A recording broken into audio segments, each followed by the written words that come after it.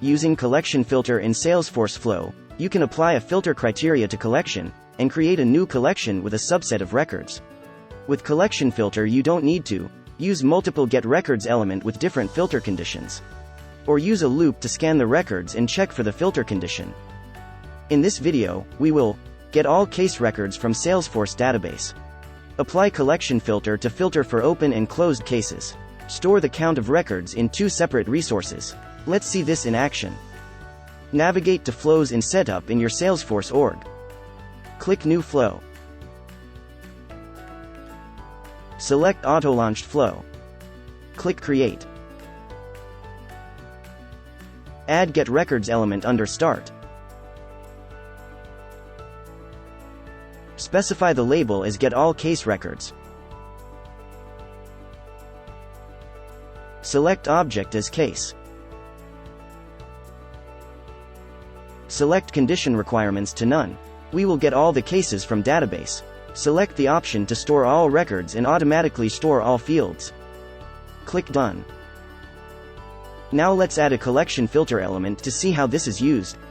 Click plus icon and add collection filter element.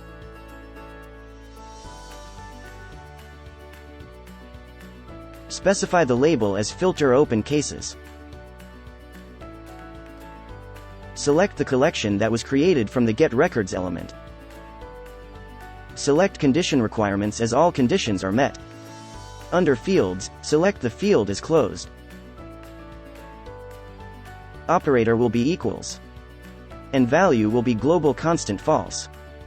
This element will create another collection containing all the cases that are not closed. Click Done. Similarly, we will add another collection filter to store all the closed cases. Click plus icon and add collection filter element. Specify the label as Filter Closed Cases. Select the collection that was created from the getRecords element. Select Condition Requirements as all conditions are met. Add as closed under Field. Operator will be equals. And this time we will select the value as global constant true. This element will create a third collection with all the cases that are closed. Click Done. Now that we have two collections with open and closed cases, we will assign the count to two separate resources. Click on plus icon and add assignment element. Specify the label as Assign Open Cases Count.